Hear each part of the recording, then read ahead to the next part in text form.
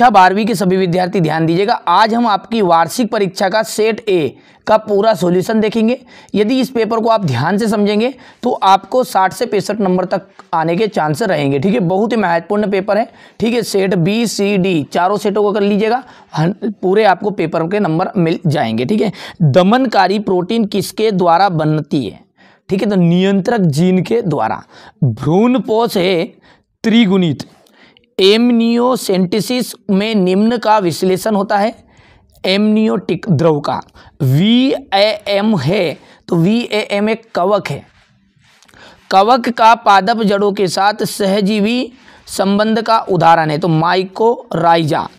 मनुष्य के मादा जनन चक्र का में उत्सर्जन अंडोत्सर्जन कब होता है? ठीक है, तो 14वें दिन में होता है।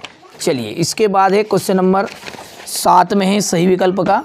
सुनहरे में के चावल में कौन सा विटामिन प्रचुर मात्रा में होता है? मतलब जो सुनहरा चावल है उसमें कौन सा विटामिन प्रचुर मात्रा में भरा हुआ है? तो विटामिन ए। द्विनिषेचन की प्रक्रिया की जो खोज है वो नवाश्चिन ने की थी। ठीक है, गोनोरिया रिक्तिस्थान के द्वारा होता है तो निसेरिमा गोनोरी द्वारा।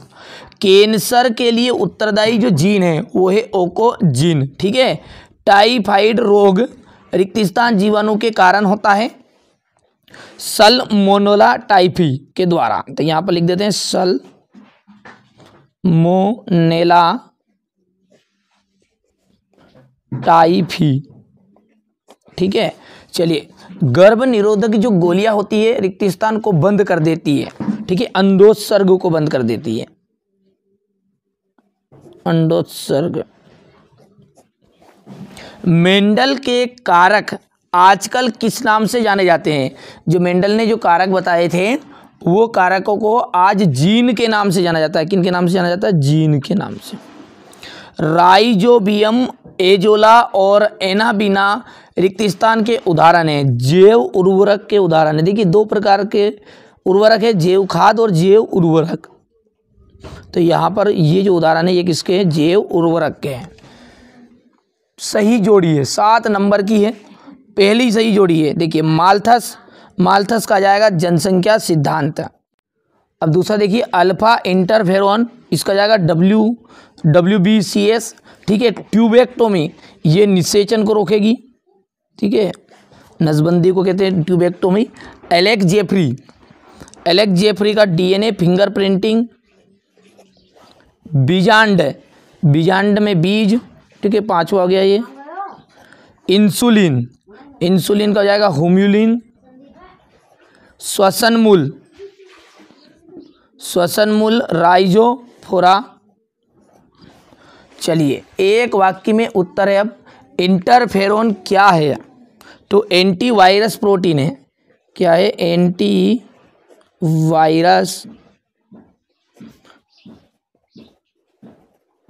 प्रोटीन। एक उभयचर पौधे का नाम बताना है तो उभयचर पौधा है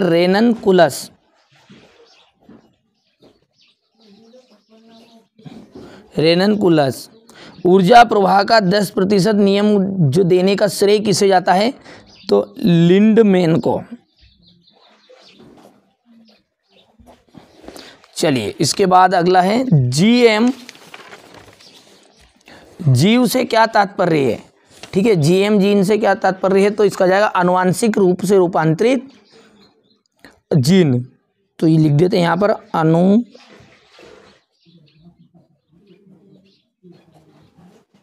आनुवांशिक रूप से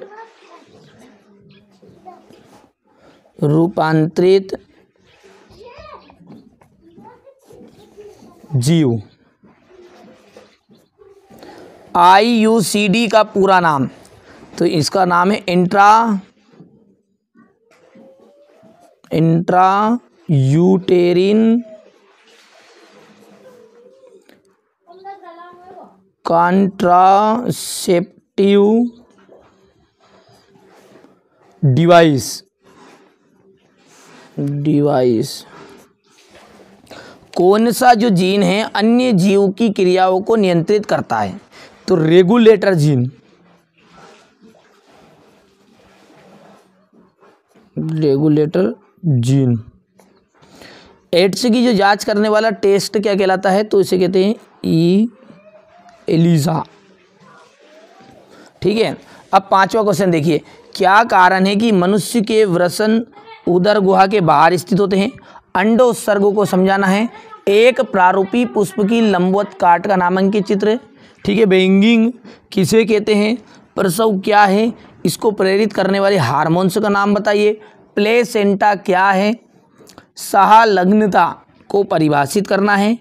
टर्नर सिंड्रोम से क्या तात्पर्य? यही वो प्रश्न आपके वार्षिक परीक्षा में आने वाले हैं। 4 सेट दिए जा रहे हैं, ABCD। ठीक है, चारों को कंप्लीट कर लीजिएगा। ठीक है, चारों से मिलाकर ही आपका वार्षिक पेपर बनने वाला है, अच्छे से कंप्लीट करिए। ठीक है, सहलग्नता को परिभाषित करना है। टर्नर सिंड्रोम से क्या तात्पर्य है? लेमार्कवाद को समझाइए। एक संकर क्रॉस के प्रयोग को लिखिए। उत्तेजक पदार्थ के कोई 2 उदाहरण। तंबाकू में पाए जाने वाले हानिकारक रासायनिक यौगिकों के नाम। प्रासामान्य कोशिका कैंसर कोशिका से किस प्रकार भिन्न है? प्लाज्मिड किसे कहते हैं? सुनहरे रेशे में कौन सा विटामिन प्रचुर मात्रा में भरा रहता है? पारजीवी जीवाणु क्या है? ठीक है, यहाँ पर आ जाएगा परजीवी। त्रिक संलयन कहाँ है, क्या है, यहाँ कहाँ और कब कैसे संपन्न होता है? विपुंसन से क्या तात्पर्य है? ठीक है, चलिए इसके बाद में क्वेश्चन नंबर 14 में है, वायरस क्या है? ऑक्सीजन क्रांति क्या है, समझाइए। टीकाकरण प्रतिरक्षा से में किस प्रकार उपयोगी है? प्रतिजन क्या है, इसके सामान्य लक्षण।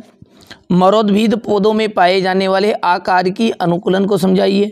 समष्टि और समुदाय को समझाना है। ठीक है, यही प्रश्न आपको एग्जाम हॉल में पेपर में देखने को मिलेंगे, कंप्लीट कर लीजिएगा। ठीक है, चारों सेटों को करना है, ABCD। ये सेट A चल रहा है। ठीक है, DNA और RNA में अंतर, DNA द्विगुणन, बायोपायरेसी बायोपेटेंट को पर टिप्पणी देना है। DNA पुनर्योजन तकनीक, इस तकनीक के उपकरण के नाम बताने हैं। पारिस्थितिक तंत्र के घटकों की व्याख्या और पारिस्थितिक पिरामिड क्या है, यह कितने प्रकार का होता है।